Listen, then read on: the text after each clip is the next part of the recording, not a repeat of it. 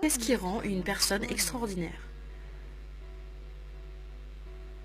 Leur capacité? Leur talent? Ou simplement leur sourire? Quand j'ai rencontré Nick Vujicic pour la première fois, j'ai su que je venais de rencontrer quelqu'un d'extraordinaire.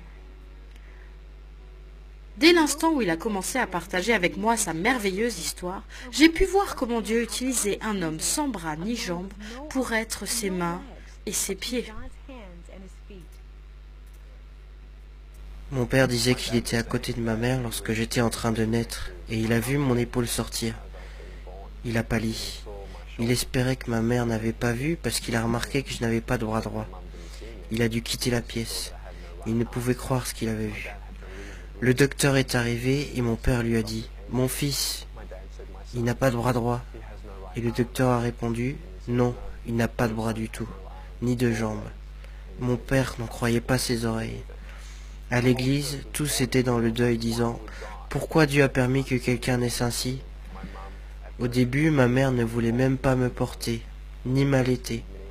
Elle s'est sentie très mal à l'aise les premiers mois, et il a fallu à mes parents beaucoup de temps pour faire de nouveau confiance à Dieu, pour savoir qu'il n'avait pas commis une erreur, qu'il ne nous avait pas oubliés. Les parents de Nick ont remis leur peur et leur déception face aux incapacités de leur fils entre les mains du Seigneur. Ils ont décidé de faire confiance à Dieu et de croire qu'il avait un avenir et une espérance, que Dieu avait un plan pour lui. Mais alors que les années ont passé, Nick a fait face à de nombreux défis. Il avait du mal à faire confiance à un Dieu qui, selon lui avait donné moins qu'aux autres. J'ai défié Dieu en disant « Dieu, je sais que je suis pécheur et que je n'aurai probablement jamais la paix si je ne t'invite pas dans mon cœur. Mais je ne t'y inviterai pas tant que tu n'auras pas répondu à ma question. Pourquoi as-tu pris mes bras et mes jambes? Pourquoi ne m'as-tu pas donné tout ce que les autres ont? » Et j'ai dit, Dieu, tant que tu ne m'auras pas répondu, je ne te servirai pas. Alors j'ai voulu tout arrêter. Si Dieu n'abrégeait pas mes souffrances, alors j'allais le faire moi-même. C'est ainsi qu'à l'âge de 8 ans, j'ai tenté de me noyer dans mon bain. J'ai dit à mes parents, je veux juste me relaxer un peu, pouvez-vous me mettre dans le bain? Je me suis retourné à 2 reprises pour voir si j'allais aller jusqu'au bout. N'y suis pas arrivé. La pensée qui m'a empêché de le faire, c'était l'amour que j'avais pour mes parents. Je les aime tellement. Tout ce qu'ils ont fait, c'est de m'aimer. Et j'ai pensé aux conséquences qu'aurait eu ma mort. J'ai imaginé mes funérailles.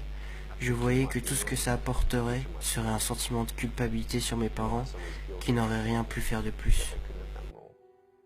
Ce serait la dernière fois que Nick penserait au suicide, mais ce ne serait pas la dernière fois qu'il devrait faire face aux difficultés qui l'ont poussé à avoir l'envie d'en finir avec ses souffrances. Un jour, la mère de Nick lui a fait lire un article sur un homme très sévèrement handicapé, et l'histoire de cet homme a eu un très grand impact sur la vie de Nick. J'avais le choix, être en colère contre Dieu pour toutes les choses que je n'avais pas, ou bien être reconnaissant pour celles que j'avais.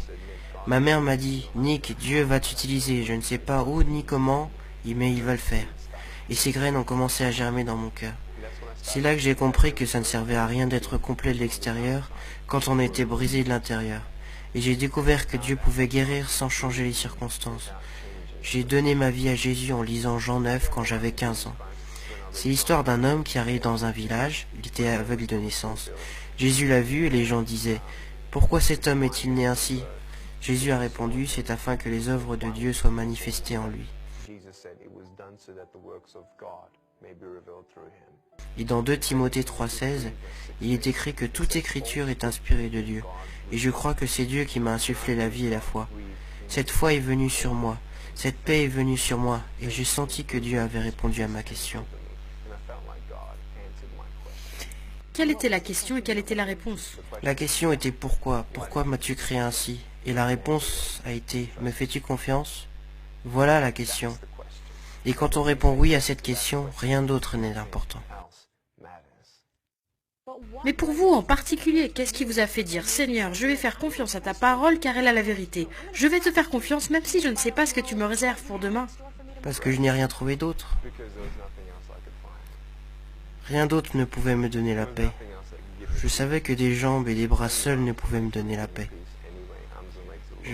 Je savais que je connaissais la vérité. qui j'étais, pourquoi j'étais là, où je vais, où je ne vais pas, et je n'ai pas trouvé cette vérité ailleurs qu'en Jésus-Christ. Et c'est en Jésus-Christ que Nick a puisé la force pour faire ce que beaucoup pensaient impossible. C'est dur d'être fort quand des gens vous disent constamment « Tu n'es pas assez bien, va-t'en, on ne veut rien avoir à faire avec toi.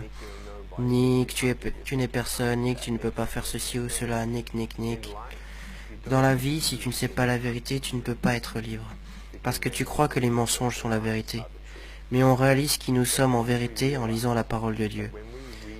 Je ne suis pas un homme sans bras ni jambes, je suis un enfant de Dieu. Je suis pardonné mes péchés, je suis ambassadeur du roi des rois, du Seigneur des seigneurs. Je ne suis rien d'autre qu'un serviteur du Dieu très haut. Ça n'a rien à voir avec Nick, ni les capacités de Nick à devenir un conquérant.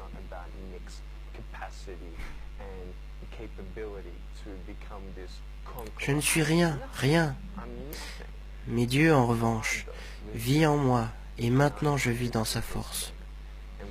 Tout ce que Jésus conquit, je le conquis aussi. Je crois que si Dieu ne vous donne pas un miracle, vous êtes le miracle pour le salut d'autres personnes. Et je remercie Dieu de ne pas avoir répondu à ma prière, quand je le suppliais à l'âge de 8 ans, de me donner des bras et des jambes. Parce que, devinez quoi ? Du fait que je n'ai ni bras ni jambes, Dieu m'utilise partout dans le monde. Et ces 6 ou 7 dernières années, nous avons vu approximativement 200 000 âmes se tourner vers Jésus-Christ pour la première fois. Nick, préférerais-tu avoir des bras et des jambes ici sur Terre ? Non, c'est selon la volonté de Dieu. Parce que je préfère ne pas avoir temporairement de bras et de jambes ici sur Terre et pouvoir gagner quelqu'un pour Jésus-Christ et passer l'éternité avec eux. Ces 10 dernières années, Nick a partagé son histoire dans 24 pays et a atteint plus de 3 millions de personnes. Qu'il parle dans un stade bondé de monde ou à une personne en particulier, son cœur derrière le message est le même. Dieu vous aime. Il n'a pas oublié votre souffrance. Il n'a pas oublié votre famille. Et peut-être qu'en regardant cette interview, vous avez comparé votre souffrance à la mienne. Mais l'espoir n'est pas dans le fait de savoir que, selon votre opinion, quelqu'un est plus malheureux que vous. L'espoir n'est pas là, mais l'espoir est dans le nom de Dieu, le nom du Seigneur Jésus-Christ. L'espoir est de comparer votre souffrance à l'amour incommensurable et la grâce infinie de Dieu.